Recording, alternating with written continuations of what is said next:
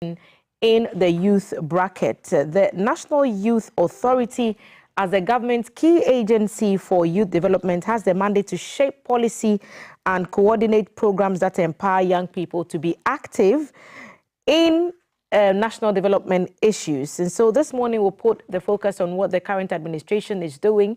We know that the major challenges confronting the Ghanaian youth include unemployment, limited access to opportunities, and inadequate skills training, and these continue to hinder their potential. At the table this morning, Deputy CEO in charge of finance and administration at the National Youth Authority, Mr. Jacob Atuli-Adongo, is our guest, and he'll be sharing some answers with us. Welcome to the table, Honorable Adongo. Hope you are well.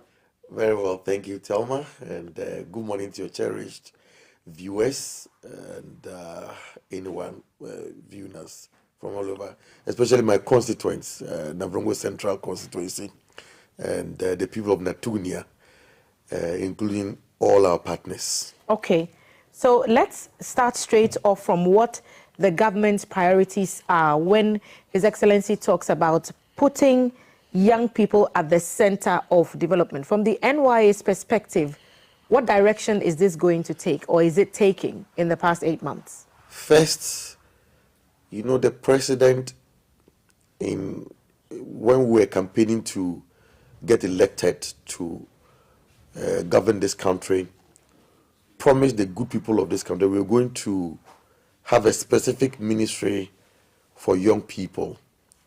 And so when we win the elections, the youth would take center stage in the development drive of our country. So the first thing we did was to have a Ministry of Development and Empowerment, a Ministry of Youth Development and Empowerment that His Excellency established and put the Honorable George Opare-Addo as the minister. And so we really meant business when we said we're going to allow young people to be the engine of our development.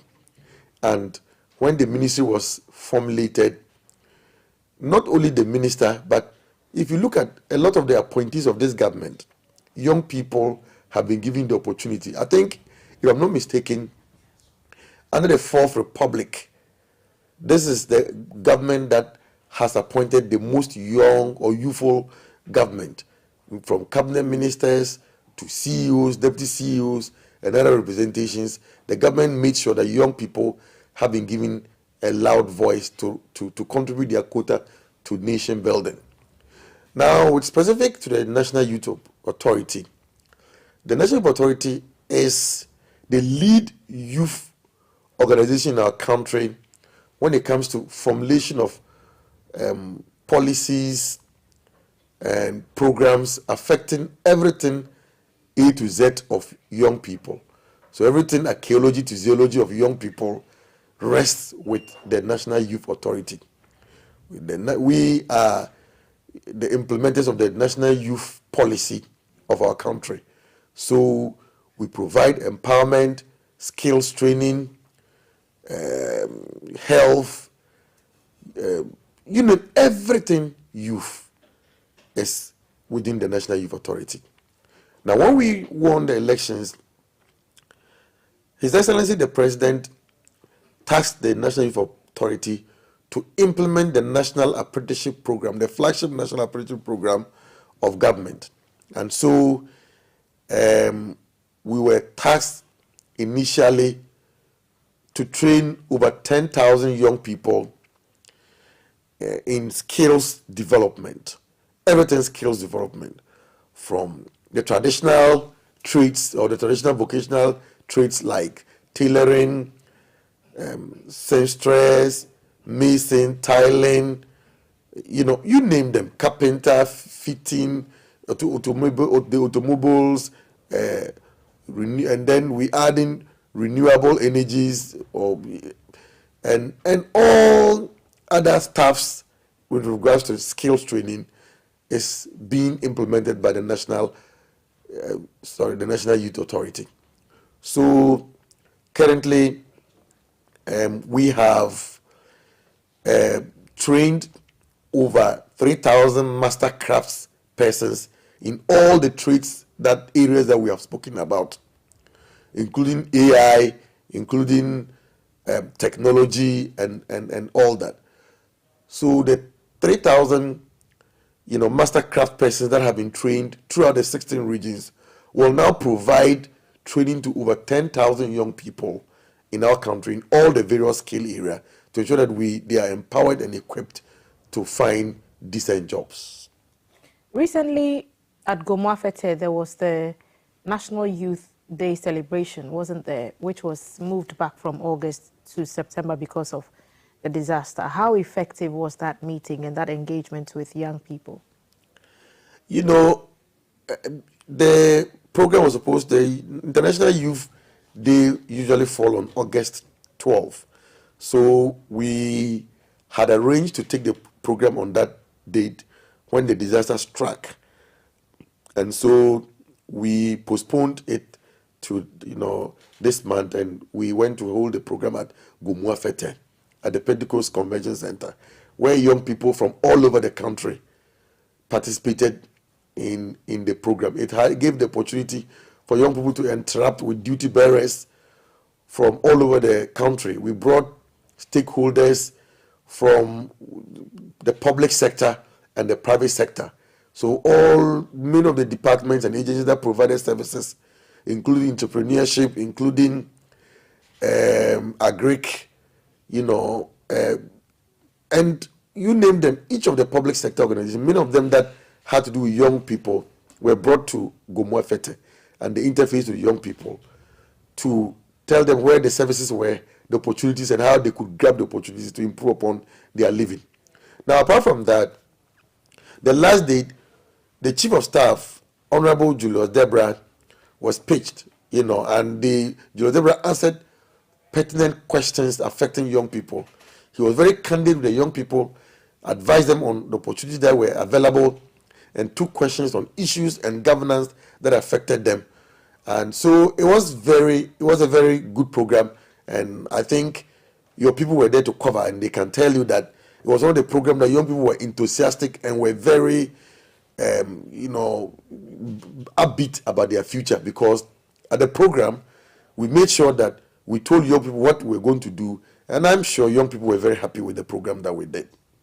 But I'm sure they had the opportunity to highlight once again the specific challenges that confront young people: unemployment, yes, limited access to opportunities, inadequate skills training. You've talked about the National Apprenticeship Program and how 3,000 master craftsmen have been trained. Yes. And the traditional vocational trades that have been incorporated under that partnerships. How do young people access? You talked about 3,000 training, 10,000. How many of that target is currently in training as we speak? So, like I have said, we have, trained the master craft persons. We have matriculated over 10,000 beneficiaries throughout the 16 regions of our country.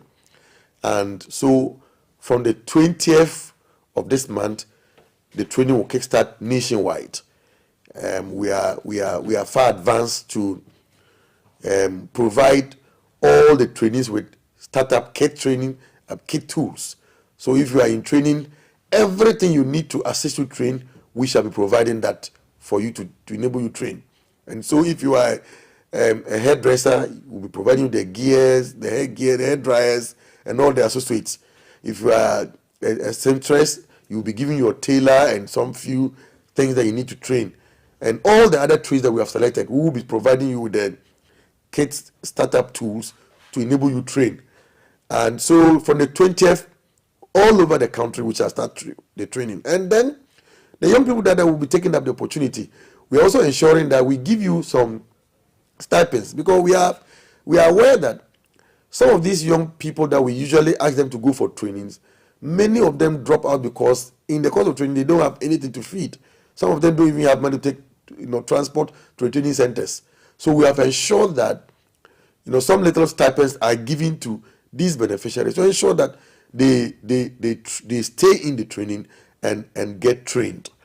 And so from the 20th of this month, like I have stated, all over the country, these beneficiaries will start the training in earnest. Okay, so And the selection process has already we have completed the first batch of the selection.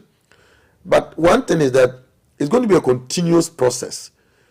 The registration forms are still online for both master craft persons and beneficiaries. They are online, and the forms are also still with our district offices and the district assemblies. Beneficiaries could still go and access the forms online and the offices that we have in all over the districts, because it's going to be a continuous process. Some young people have called to say that they have applied and they haven't been shortlisted or have not been given the opportunity. Let me say that it is a continuous training process, and that this year we are doing just a little over 10,000. So we will not be able to cover all. But like I said, once we graduate these people, we shall roll on. Next year we are expected to train over 100,000 young people. So we will get more of you will be enrolled. When we open the portal for the registration, even online alone, we will register over 100,000 young people. So it means a lot more young people want the opportunity to join the National Apprenticeship Program and train. And so we'll give you the opportunity to train. Once you want to train, we'll give you the opportunity to train. Okay. But I want to say that, look, it's not going to be one of these government programs that will just come, people will take advantage because we are paying stipends. You will come and take the money and then you chop and you no go for the training. We have a system a very effective monitoring and evaluation systems that we are implementing.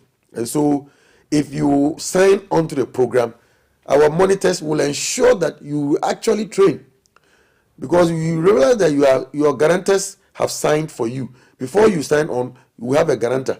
If you don't participate in your training and we see that you've dropped out without genuine reasons, your guarantor will be made to pay for the cost of training, that money that we have wasted on you, because we want this to really, really succeed. And because if you look at Ghana, statistics have shown that when 10 people start schooling from primary 1 up to university, before they get to university, 7 would have dropped out of school, and 3 would have made it to university. These 7 people that have dropped out, something drastic must be done on them. There must be a comprehensive policy on these 7 people, 7 persons. We cannot leave them out. If we leave them, it means we would have been failing 70% of our young people that start schooling. So the National Apprenticeship Program exists to address this gap. And also, if you look at young people that are neither in training, job, or not in jobs or education, are over 1.5 million of such people. What do we do with these people? We need to put them in training, or else we'll be creating a bigger problem for ourselves and our country. Okay, so 3,000 master craftsmen have been trained. You say that the registration portal is still open. Does a business owner who is open to receiving apprentices necessarily need to go through the process of becoming a master craftsman if they already have skills? For example, if someone operates a hair salon and they want apprentices to be sent to their shops or their salons to benefit from this program, do they necessarily have to go through the master crafts process? Yes, the reason is that we are saying that all master craft persons must be given some little bit of training to ensure that they are all providing the same services to our beneficiaries. For instance, a seamstress in Bolaga, or a seamstress in Atunia, or in Mayoro, or in Binduri should at least have the same services or same qualification or training to a seamstress in Accra, or a seamstress in Kumasi. We want to make sure that at least they're all at par. So what we are doing is that the TVET is the institution that we are in partnership with, and the TVET is the government institution that deals with technical and vocational training in our country. So they will give you the kind of training that will ensure that you are at par with the skill that you claim you have, because it's going to be competency-based training. So if you claim you have the capacity, you have the capacity to train the young person, the young people that you claim you have, we will give you the opportunity, but allow TVET to assess your skills, to assess what you have, so that if they think that you are at par with the skill, they give you the relevant accreditation so that you can train our people. So even though you might have been trained at Kwajib Benkun Kodi Second, training center, or you might have been trained at Bambie, Dibu Center, or you have been trained at Watodi Training Center. You still need some bit of accreditation. You need that accreditation because we want to ensure that the people that you would have been trained would be good for the job market. We don't want to create a situation where we train people and they are not employable. This one, the president have tasked us to ensure that our beneficiaries or our graduates are apt and are ready to be employed. Because when we finish training you, we are going to set you up. The president has promised that as soon as we train you, we will ensure that those who want to be entrepreneurs, not everybody can be an entrepreneur, or not everybody is an entrepreneur. Those who want to be entrepreneurs, one, will link some of them up with funding opportunities. We will set them up with the key tools. The training, employable tools that will make them become successful entrepreneurs. Those that want to work, we will link them with the job avenue. Some of them want to go with the youth employment agency. Some of them would want to go to other places that will provide jobs. We'll link them up to work. But also, this time we're also trying to negotiate with the service forces like the police, the immigration, the armed forces, prison service, and all that, so that they can take on board some of our beneficiaries. Because I know when you go to armed forces, the uniform that they wear, they are soldiers that sew them.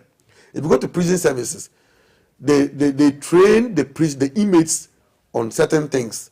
They are these, they have tailors, seamstresses and all that train them. And they are also prison wards and the like, police services and all that. So why don't we negotiate with them so that we can post some of our beneficiaries into such places? So we want to take the training seriously, and we are taking the training seriously. Now let's talk about in the traditional setting and the fact that if you want to learn a trade, the expectation is that you give certain items to the master craftsman that is going to be teaching you. Does this opportunity cover that side of things as well, so that before they start, you've talked about giving tools to the beneficiaries and giving them stipends and putting systems in place to ensure that they actually go and not just, take advantage of the stipends? But are the master craftsmen taken care of in that regard? Brilliant question. So we have something we call Trinsa. If that is correct, my Chu is terrible. You'd have to pay something to a master, to the work that you are doing, something. So government will take 100% of that cost. So we are going to pay the master crafts persons the cost of training the duration of the training that you will stay. They will pay them to enable them pay you. Train you. So yes, that cost is taken care of by the government. Okay. You say September 20th, this training will start for some 10,000 young people for this year, this first batch of training span. Exactly. The time frame. If all things being equal, 20th, we will start. Okay. Currently, we are, rehearsing to, procure all the necessary items to ensure that the training starts in earnest. Okay, and the tools will be received by the beneficiaries? Yes, the beneficiaries. On the 20th? Before you start training, you will receive your kit tools. Have some tools started going out to some beneficiaries? Like I said, we are starting on the 20th. Today's the 11th. Yes, we are starting around the 20th. So before we start training, or if you will start on the 20th, the beneficiary will receive the items before they start. Okay. And is it like a national service deployment, the kind that we are used to? So loads of people have applied for, I presume, you can correct me if I'm wrong, limited spaces with the master craftsmen. So what's the deployment process like? And how do people know where they're going and when to report beyond the 20th of September date that you gave us? We have met all those who have been shortlisted and have been taken.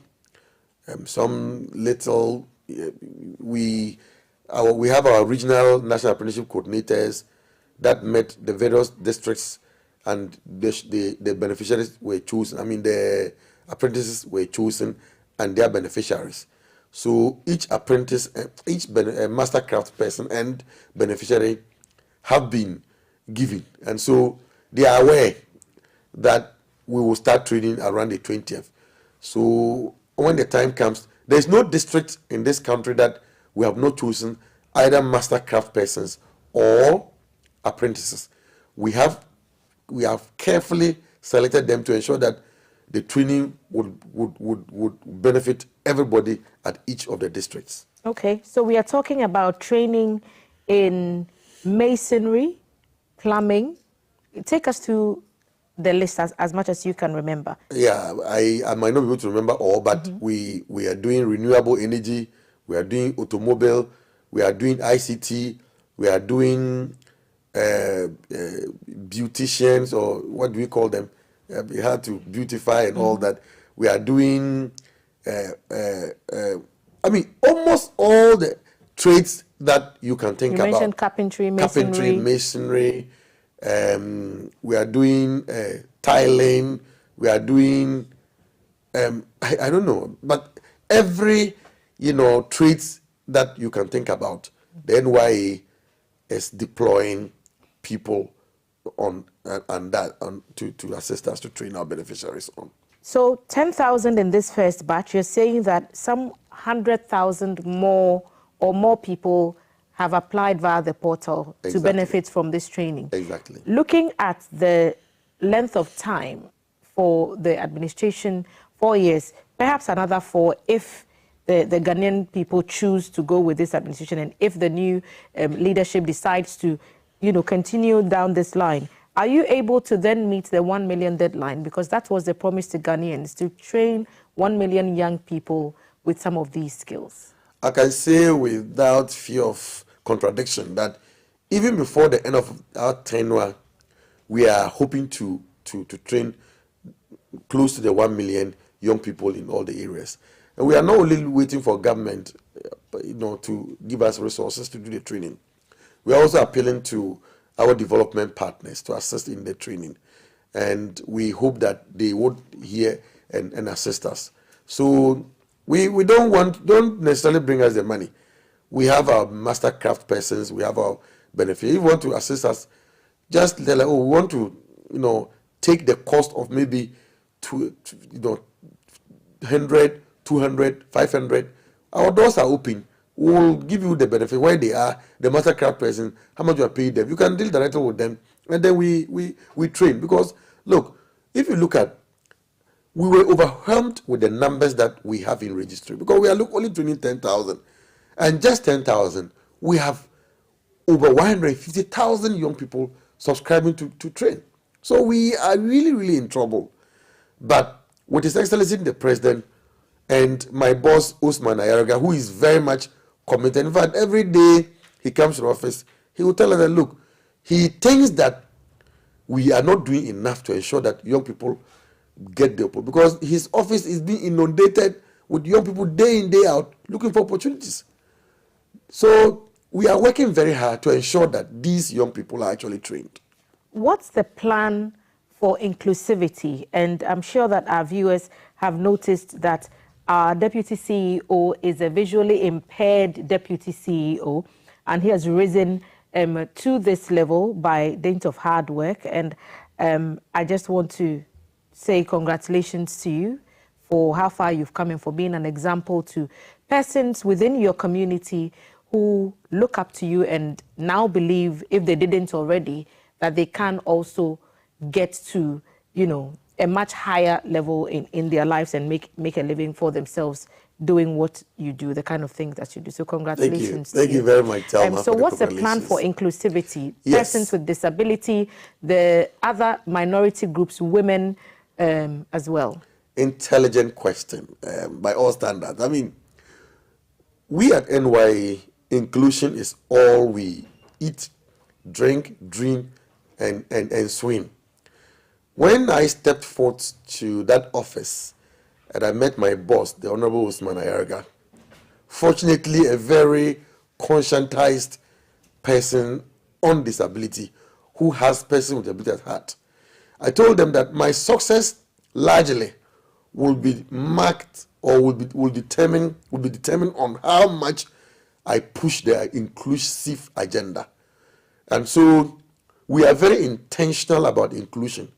So this training that we have done to the mastercraft persons, there were a lot of persons with disabilities that are mastercraft persons that have been selected to take part in training our young people. So we're not only training beneficiaries or providing training to the beneficiaries who are young people, but we are also asking young people who are mastercraft persons with disability to provide a training, because we believe inclusion is the key to go. And I've always said that we need to take the barriers away. If I'm walking out of this office or these studios and there's a chair on my way and I go and knock, the reason why I knock the chair is not because I'm blind. The reason why I knock the chair is because the chair is on my way. If the chair was not on my way, I was going to move out and move without you probably even notice that I can't see. You're right. You get it? Mm-hmm. So we need to take the barriers away, the barriers that affect persons with disabilities. We need to take them away. And when we remove the barriers, we are giving opportunities to young people and people with persons with disabilities. So we at NYA, everything inclusion, we are for it. Everything segregation, we are not for it. So we ensure that everything we do, from policy conceptualization to implementation, we include persons with disabilities in our programs. And that's what we have been doing till now. Our current program at the Youth Conference, we included persons with disabilities. They were part of our programs. And so that is what we do at NYA. Okay, now let's talk about extra support for such persons. Some people just need a little extra time to get the work done. Is there a time limit for this apprenticeship programs that is underway for persons to conclude? And has it factored in the fact that vulnerable people may need a little extra time to complete the training or the course? Exactly. We are taking on board the various needs. Before we sign any program on, we do a proper evaluation of the program. We do an assessment, complete assessment, to understand the needs, the duration, and whatever. Many a times, you notice that the service providers usually would train these people for 3 years here and there. But you and I know that effectively you can use 1 year to train somebody to be an electrician, to train someone to be a hairdresser, to train someone to be a seamstress or a designer or whatever. So we are trying to, ensure that the time is shortened, or the duration is shortened as much as we can, so that as many people as we have can benefit from the program, so that we don't put one person through a 3-year training period, thereby wasting the person's time, when the person can actually use 9 months to 1 year or 9 to 18 months to train someone to become an effective craft person. Okay, now let's talk about funding, because it's a huge hurdle for young people that want to be entrepreneurs. Some do not need training. Some of this 57% of our population being young people have already acquired training in different sectors and they are ready, but for funding, they would be well on their feet. So what's the NYA's help or support system that's been laid out for such persons? Fortunately, our counterparts youth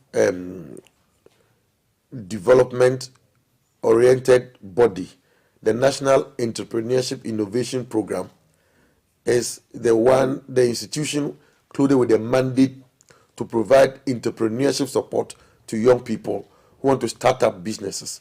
So such people, when they come to our offices, because we are under the Youth Development and Empowerment Ministry, we are all doing the same thing. The Youth Employment Agency, the Youth National Service Authority, the National Entrepreneurship Innovation Program, Scholarship Secretariat, are all on the same boat. So when they come, such persons come, we refer them to the National Entrepreneurship Innovation Program. and we expect that they will give them the relevant funding to embark on such programs, because actually a lot of such people have come to us, and we are also trying to, provide some small support to those who want to go into agric, those who want to go into, agribusiness and all that, to ensure that we are on course to providing our young people with decent jobs. What advice would you give to the young person in Ghana who's watching today and they are thinking, perhaps I want to come to the NYA and have a conversation, share the portal's details with us. Perhaps they would want to register through there as well. But your message to that young Ghanaian who is looking for that breakthrough? Thelma, I would say that, look, I'm a young person. I'm speaking to you as a young person, not even as a deputy CEO for National Authority, but as a young person. And to say that there are a lot of opportunities there for young people to grab. But unfortunately, the opportunities are not given. They are taken. You must go out there and grab the opportunities. You must be prepared. You must be ready, and you must be willing. On the opportunity even avail itself and you're not ready, you're not prepared, you're not giving. You don't get it. So the opportunities are there, a lot. But you ought to be prepared. You ought to be ready. You ought to be ready to grab the opportunity.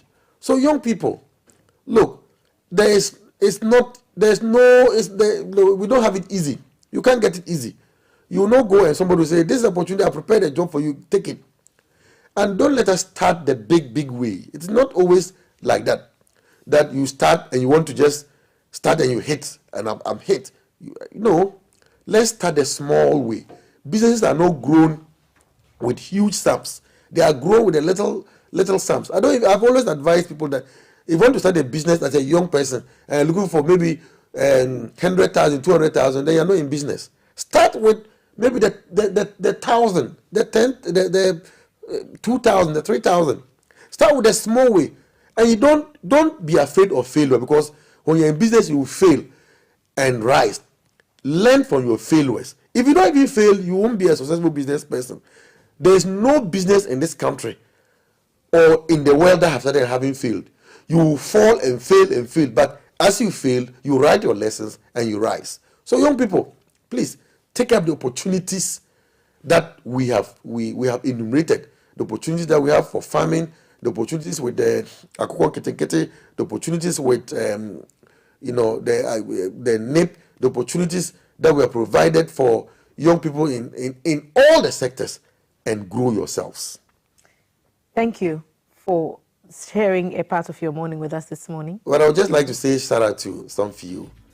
A quick one. Yes, very quick. Just say hi to my lovely daughter watching, Adelewene Adongo, and some of our apprentices watching, Grace, Mensa, Ajiwa, Lydia, and all apprentices in our country watching. Thank you very much. Deputy CEO, Finance and Administration at the National